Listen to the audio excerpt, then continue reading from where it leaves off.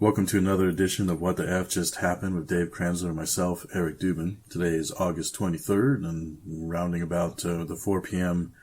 hour in New York's trading, and gold is taking a little bit of a hit. Silver is following in turn. And Dave, what's your take on where we are with gold and silver? Well, I got to tell you, I haven't paid attention to the open interest and the commitment of traders, the way it's structured in silver in quite some time. Just because to me it's largely irrelevant when you consider the fact that, at 200,000 silver contracts of open interest on the Comex, you're talking about 1 billion ounces of silver, of paper silver. Well, globally, there's only about 800 million or 850 million ounces of silver produced by mines in 1 year on an annual basis. So it just, to me, the paper silver trading on the Comex is just completely dislocated from the real underlying physical commodity. And it makes it easy to manipulate. When I got into this sector in 2001, even back then, we all knew that the silver market is much smaller market than gold globally, and therefore makes it easier to manipulate, especially with paper derivatives. However, I had seen reference to the fact that the silver open interest had hit an all-time high, in fact, yesterday. And the last time it was plumbing all-time highs, it was largely a result of the banks getting incredibly net short. So I pulled up the latest commitment of traders report, and I looked at it, and I was like, holy cow, the hedge funds are net short almost 22,000 contracts, and conversely, the banks via the swap dealer account are net long like 15 or 16,000 contracts. And I found that to be interesting. So, I think what you're seeing right now, because it mirrors the way that the banks and the hedge funds are set up in gold, and historically, when we've seen the hedge funds at either like an extremely low net long position in gold and silver, or since 2015 they started taking net short positions when their positions have been at an extreme, either extremely net long or now net short, the hedge funds are almost always wrong. Now, and conversely, the banks have taken the other side of the hedge funds, and the banks are almost always right in the way they position in their gold and silver contracts on the Comex. Now, it doesn't tell us anything about timing in terms of when we can expect, the next move higher.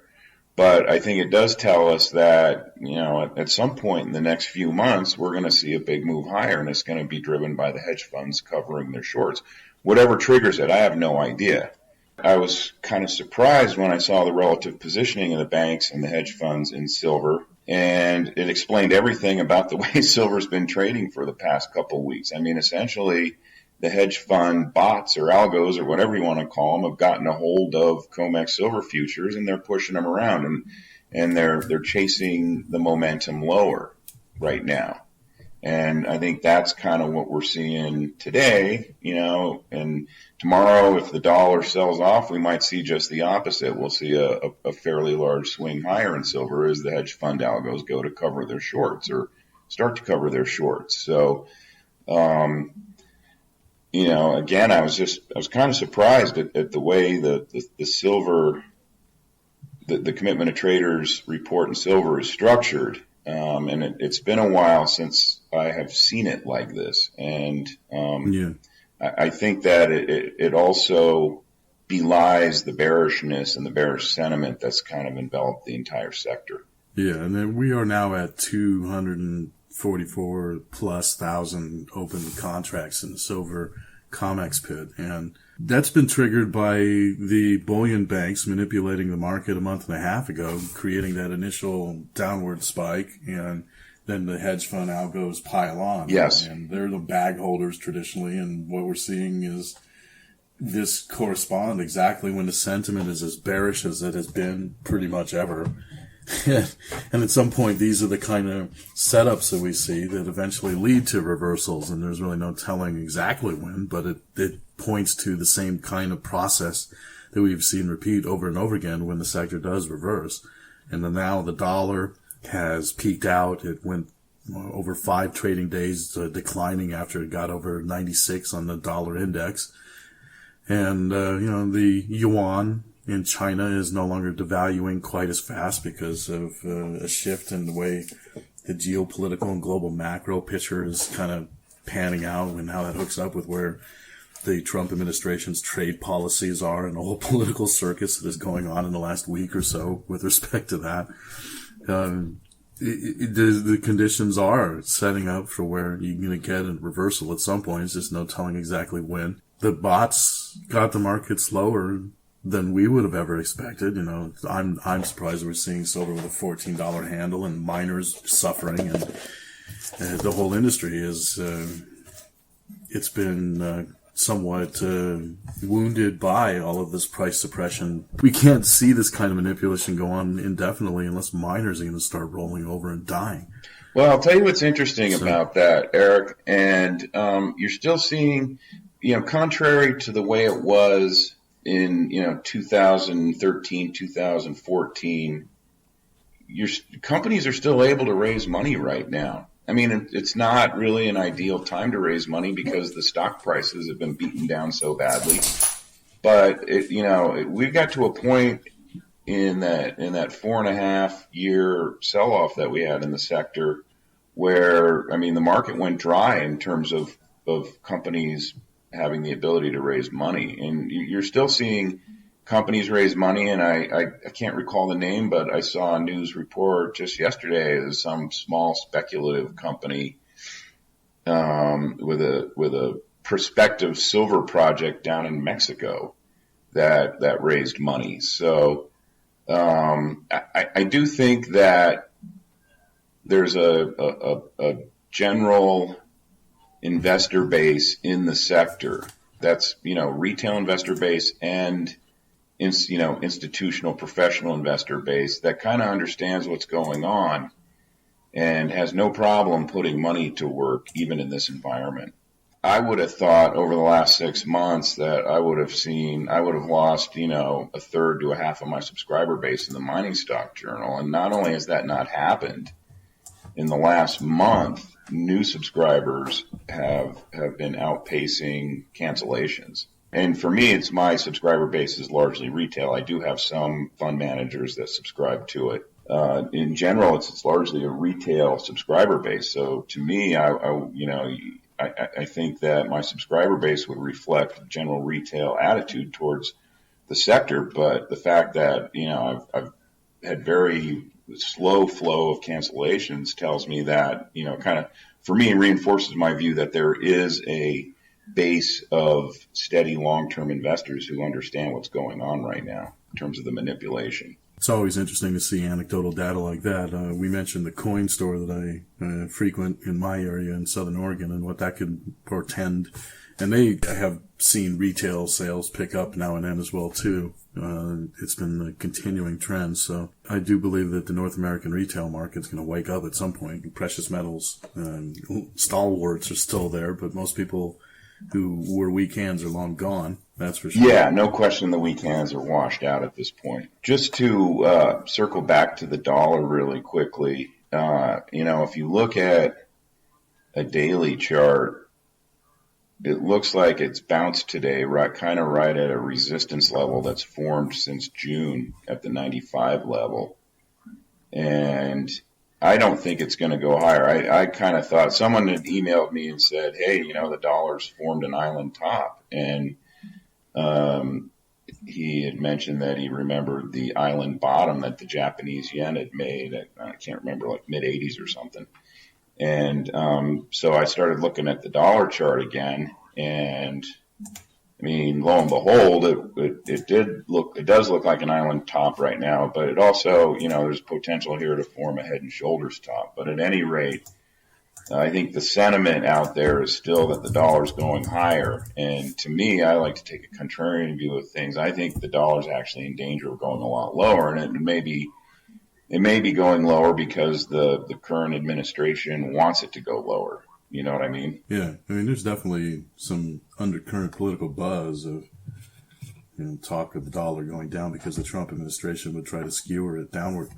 Even the Wall Street Journal ran an editorial about that 2 days ago, August 21st. And if you look at kind of longer term chart, like I'm looking at a 5-year weekly of the dollar right now, and I mean it's this level kind of has pretty solid resistance going all the way back to the beginning of 2015. So I mean my personal view is I think that from a technical standpoint, in terms of the way that speculators are positioned in the dollar and positioned in the precious metals, I think that we probably could see a surprise sell-off in the dollar and a surprise rally in the precious metals. Now, I don't expect that to happen between now and the end of the year, or maybe even between now and middle of September, because volume's still it's very low in all the markets because of the time of the year, and India's real buying season starts to kick in like, mid to late September. Although I will say from the data that I get every day, India has been a pretty solid buyer this week and late last week in terms of, looking at the import premiums over and above all the Doré bars that are now going into India. The import premiums for refined kilo bars have been high enough so that there's a pretty steady flow of global gold, physical gold flowing into India right now. So it's just another day in our ethical and clean markets. Dave, what's your latest take on what's going on with Tesla and Elon Musk? I'll tell you, every day there's something new that comes out on Tesla that almost qualifies as mind-blowing. But at this point, I think I'm so numb to the whole situation that, I just look at it and I laugh now. But, it's the last couple days, apparently Tesla has hired Goldman Sachs and Morgan Stanley to presumably find funding for a going private transaction. The funding that was already secured, supposedly, 2 weeks ago.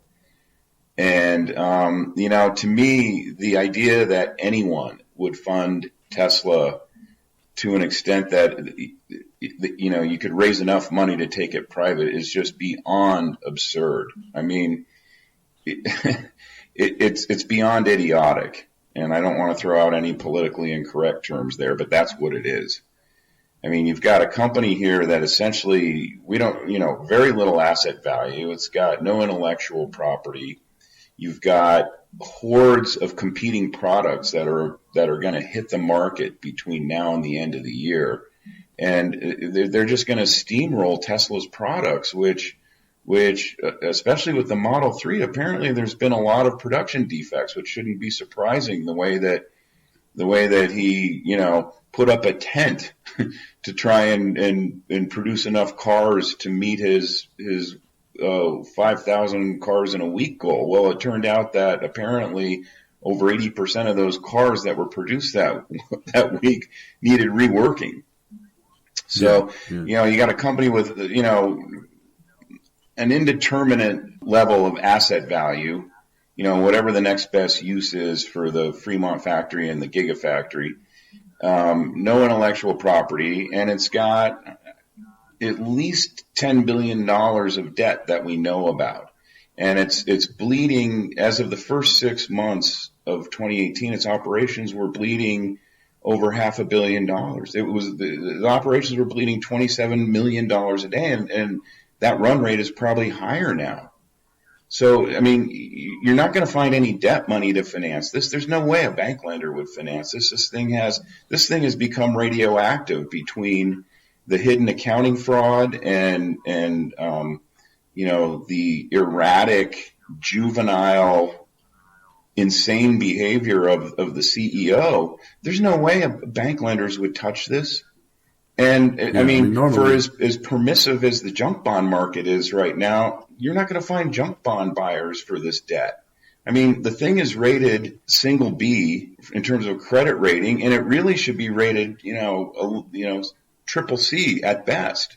It never will generate any positive cash flow. I mean, it's essentially a zombie company.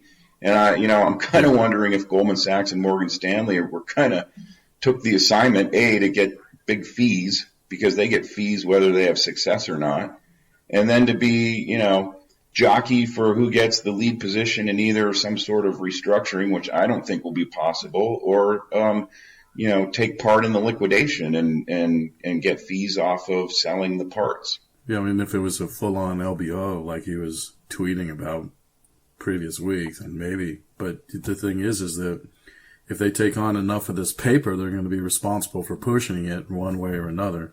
And the junk bond market buyers are not the same as the stock market buyers, who are easily willing to subscribe to the greater fool theory of investing with momentum, and that's where Tesla's valuation has come from in the first place.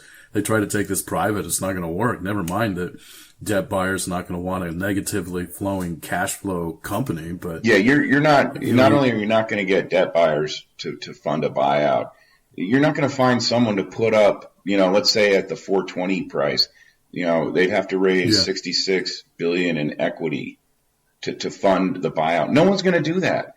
Equity investors invest in something like that because they want a huge rate of return. You're not going to get a rate of return on a de facto bankrupt company that's being valued at $55 billion, let alone valuing at $85 billion.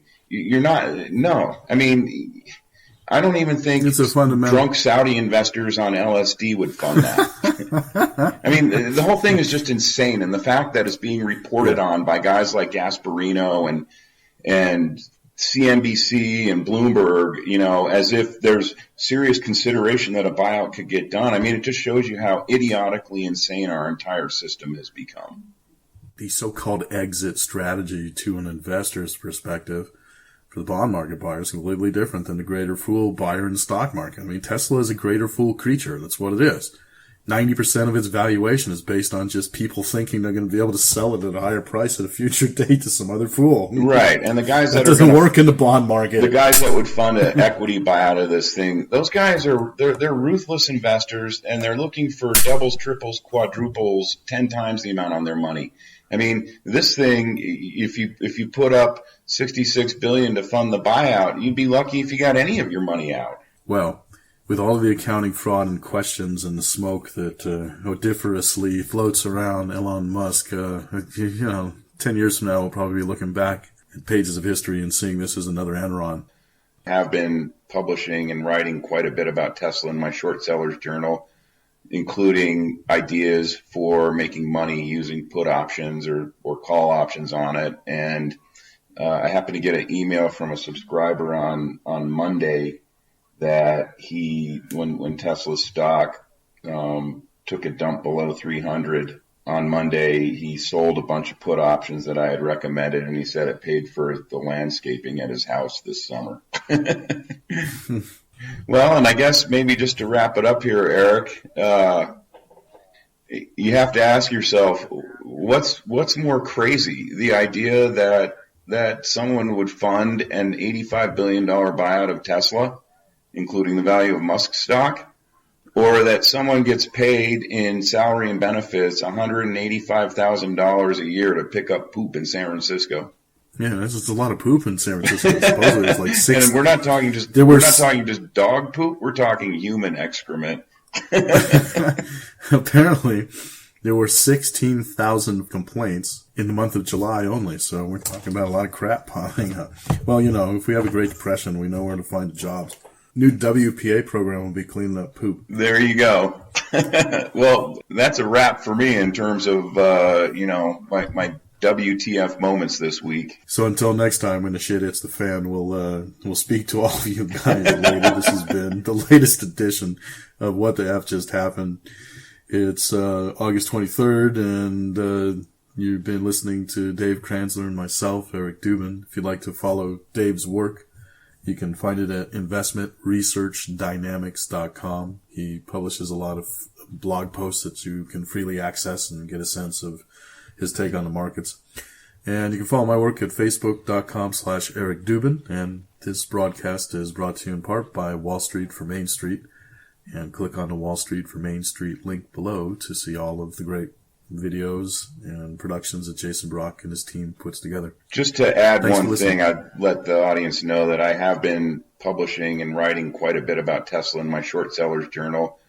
including ideas for making money using put options or call options on it. And I happened to get an email from a subscriber on Monday that when Tesla's stock took a dump below 300 on Monday, he sold a bunch of put options that I had recommended, and he said it paid for the landscaping at his house this summer. So until next time, when the shit hits the fan, we'll speak to all of you guys later. This has been the latest edition of What the F Just Happened. It's August 23rd, and you've been listening to Dave Kranzler and myself, Eric Dubin. If you'd like to follow Dave's work, you can find it at investmentresearchdynamics.com. He publishes a lot of blog posts that you can freely access and get a sense of his take on the markets. And you can follow my work at facebook.com/Eric Dubin. And this broadcast is brought to you in part by Wall Street for Main Street. And click on the Wall Street for Main Street link below to see all of the great videos and productions that Jason Brock and his team puts together.